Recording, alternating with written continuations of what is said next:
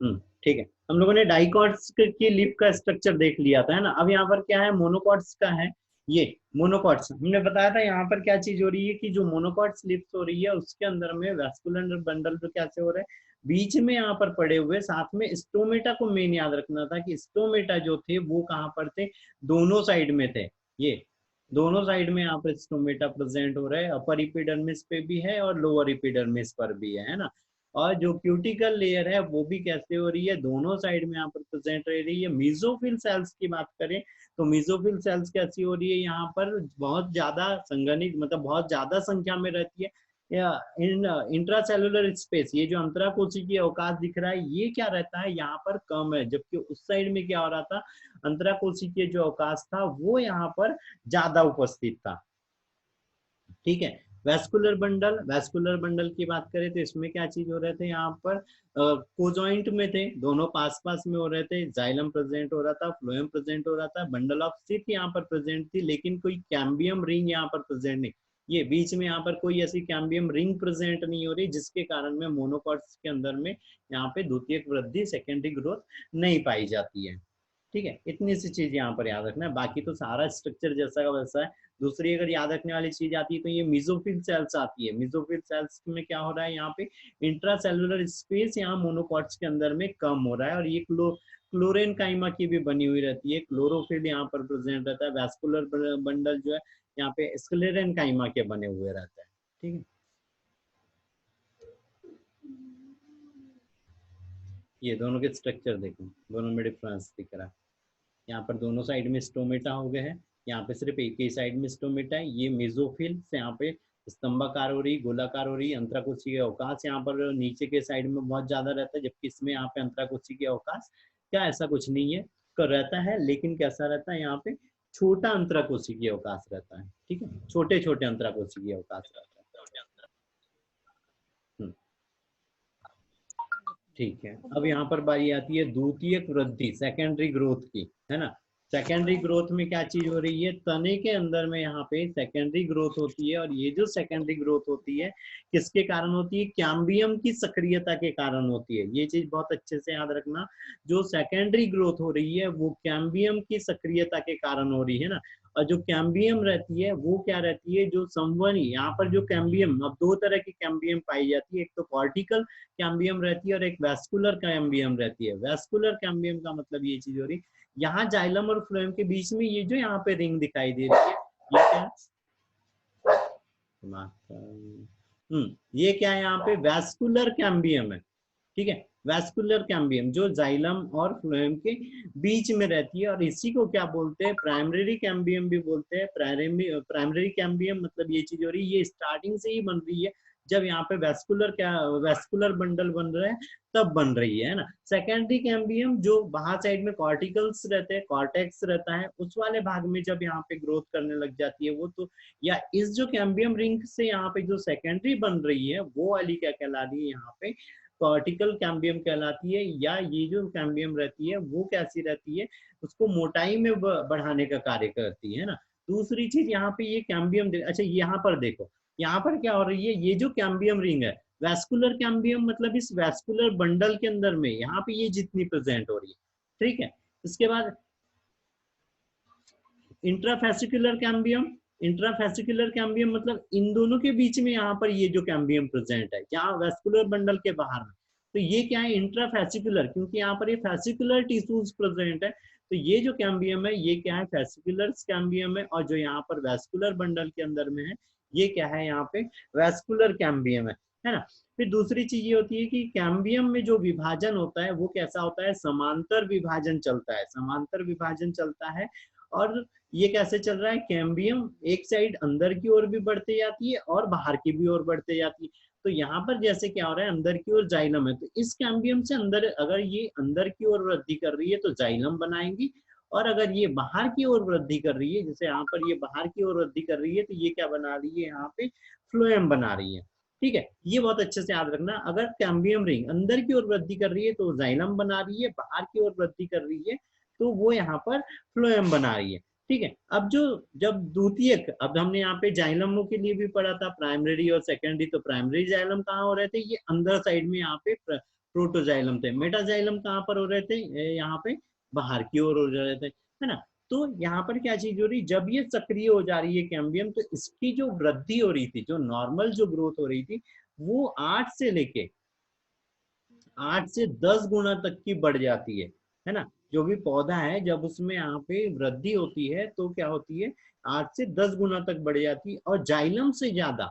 इस क्योंकि देखो जाइलम कहाँ पे बन रहा था, अंदर की ओर बन रहा था, है ना। तो यहाँ अंदर कहीं पे स्पेस है क्या, नहीं है, लेकिन फ्लोएम जिधर बन रहा है उस साइड में यहाँ पे स्पेस बहुत है। तो जाइलम की अपेक्षा फ्लोएम वाले साइड में, मतलब बाहर की ओर कैम्बियम रिंग की वृद्धि बहुत ज्यादा होती है। कि कभी ऐसे पेड़ को कटा हुआ देखा होगा तो बीच में देखा होगा बहुत ज्यादा यहाँ पे बीच में डार्क वाला भाग रहता है, जबकि बाहर साइड में उनको ऐसे अलग अलग रिंग दिखाई देती है, अलग अलग स्ट्रक्चर यहाँ पे दिखाई देते हैं ना। मतलब बहुत सारी रिंग दिखाई देती है, कोई लाइट रहती है, कोई डार्क रहती है, लेकिन ये बीच वाले भाग के बराबर डार्क ये बाहर वाला एरिया नहीं रहता है ना। क्यों, क्योंकि यहाँ पर अंदर बहुत ज्यादा यहाँ पे सेल्स पास पास में आ जाए, लिग्निन सेलुलर यहाँ पे ज्यादा जमा, यहाँ पर भी रहना है, लेकिन यहाँ पे इंट्रा सेलुलर स्पेस इनको मिल जाना है ना। और ये जो अब यहाँ पे कैम्बियम की सेल्स है, ये कैसी रहती है, अलग अलग आकार की रहेंगी, कोई आयताकार रहेंगी, कोई लंबी रहेंगी, कोई पतली रहेंगी, और जीवद्रव्य भी इनमें प्रेजेंट रहना है, ठीक है, जीवद्रव्य भी इनमें प्रेजेंट रहना है। फिर जो कैम्बियम हो रही है, कैम्बियम के अंदर में क्या हो रहा है, यहाँ पे दो तरह की सेल्स रहती है।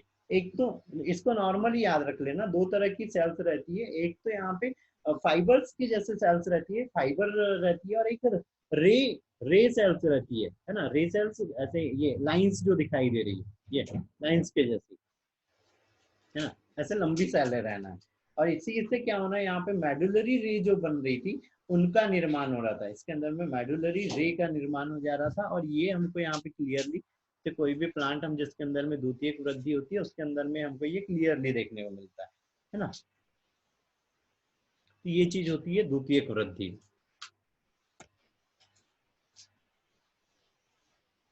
चेंज नहीं हो रहा था, ये ऐसे दिखाई देता है स्ट्रक्चर।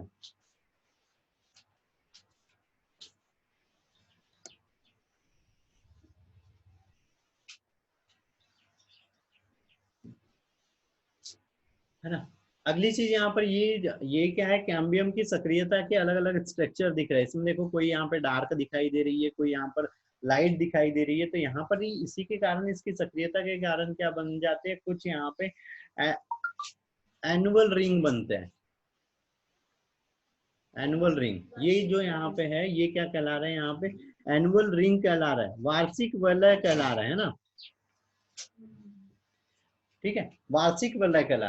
अब ये क्या चीज हो रही है, वार्षिक वलय में क्या हो रही है, यहाँ पर अलग अलग टाइप की सक्रियता रहती है। जैसे जब प्रकाश संश्लेषण वगैरह और पानी वगैरह अच्छे से मिल रहा है तो क्या होना है, वो ज्यादा ज्यादा ग्रोथ करना है। जब ये चीजें नहीं मिल रहा है तो अच्छे से वो उतनी ज्यादा ग्रोथ नहीं करना है। तो यहाँ पर क्या हो रही है, दो तरह की यहाँ पे एक वुड बनती है, एक तो स्प्रिंग वुड बनती है, एक स्प्रिंग वुड बनती है ना। स्प्रिंग वुड में क्या चीज हो रही है, यहाँ पे जो वसंत कास्ट है ना, जिसको जब वसंत कास्ट मतलब वसंत ऋतु में, और उस टाइम में क्या रहता है, सही टेम्परेचर भी रहता है प्लांट की ग्रोथ के लिए, सही लाइट भी रहता है, वाटर्स भी उसको अच्छे से मिलते रहता है, धूप भी अच्छे से मिलते, तो अच्छे से वो ग्रोथ करता है, जिसके कारण ये वाले रिंग्स कैसे हो रहे हैं, बड़े बन रहे हैं। जैसे यहाँ पर ये वाला रिंग देखो, ये इसकी मोटाई इतनी हो रही है ये, तो ये क्या है, वसंत कास्ट है, स्प्रिंग वुड है ना। समर कास्ट, समर कास्ट क्या होगी, यहाँ पर ये देखो, यहाँ पे ये डार्क रीजन आ गया, है ना। मतलब क्या चीज हुई है यहाँ पर, जब यहाँ पे गर्मियों का मौसम चल रहा था, फोटोसिंथेसिस हो रहा था, लेकिन वाटर और मिनरल्स की यहाँ पे थोड़ी क्या हो रही थी, कमी हो रही थी, जिसके कारण यहाँ पे जो ग्रोथ हुई है वो सेल्स कैसी पास पास में बहुत ज्यादा संघनित हो रही है। और यहाँ पर क्या हो रहा था, ज्यादा वो ग्रोथ नहीं कर रहा था, जबकि यहाँ पे ग्रोथ कर रहा था, तो यहाँ इंट्रासेलुलर स्पेस भी कैसा हो गया था, ज्यादा बन गया था। फिर यहाँ पे ये जो यहाँ पे समर कास्ट जो बन रही है, ये कैसी होती है, मतलब यहाँ पर इस तरह की, मतलब कुछ पौधे रहते हैं जो समर, जैसे बबूल वगैरह हो गया, तो ये क्या चीज रहते हैं, हार्ड रहती है उनकी लकड़ियां, बहुत ज्यादा भारी रहती है। लेकिन जो स्प्रिंग वुड रहती है, या स्प्रिंग वाले रीजन में जहाँ पे ये ठंडा एरिया रहता है, वहां पर जो लोग पेड़ रहते हैं उनकी लकड़ियां कैसी रहती है, हल्की रहती है ना, लाइट कलर की रहती है। तो मेन तो यही होता है कि जो एनुअल रिंग है उसमें डार्क वाला जब रहता है तो समर कास्ट रहती है, और ये मजबूत और भारी रहती है। जबकि जो स्प्रिंग वुड रहती है वो हल्की और लाइट कलर की और थोड़ी क्या रहती है, कमजोर रहती है। याद रहेंगी, इतनी चीज याद रहेंगी यहाँ पे। Yes sir. ठीक है, अगली चीज आती है यहाँ पे, अभी अभी बताया था कि यहाँ पर ये किसके कारण हो रहा था, यहाँ पे जाइलम और फ्लोएम जो कैम्बियम्स थी उसके कारण अंदर की ओर जाइलम बन रहे थे, बाहर की ओर क्या बन रहे थे, यहाँ पे फ्लोएम बन रहे थे, है ना। तो यहाँ पे फेम और फ्लोएजन और फोलोडर्म मिलके क्या बना रहे थे, यहाँ पे द्वितीयक, यहाँ पे एक ये लेयर बन रही थी, यहाँ पे फ्लोएम की बन रही थी। तो इसमें क्या हो रही थी, तीन तरह की यहाँ पे कोशिकाएं रहती है। फ्लेम कोशिकाएं रहती है, फ्लैम सेल रहती है, फोलेजन रहती है, और एक फोलोडर्म रहती है ना। तो ये तीन प्रकार की सेल्स बन के यहाँ पे इस फ्लोएम कैम्बियम का निर्माण करती है। और ये एनुअल रिंग क्यों कर रहे हैं, इसको हम एनुअल रिंग क्यों कर रहे हैं, क्योंकि इससे हम पेड़ की एज भी पता कर सकते हैं इन रिंग के आधार पे कि कितने उसमें रिंग है, कितने सीजन गए हैं, है ना। जैसे यहाँ पे जब ये समर चल रहा था तो यहाँ पे डार्क बैंड बन गया, जब वो वापस से स्प्रिंग आई तो लाइट, फिर समर आया बैंड, डार्क बैंड बन गया, फिर स्प्रिंग आई तो यहाँ पे फिर लाइट बैंड बन गया, फिर डार्क। तो इनको हम काउंट करके उस पेड़ की हम एक एज भी पता कर सकते हैं कि वो कितने कितने टाइम उसकी एज कितनी हो गई है ना।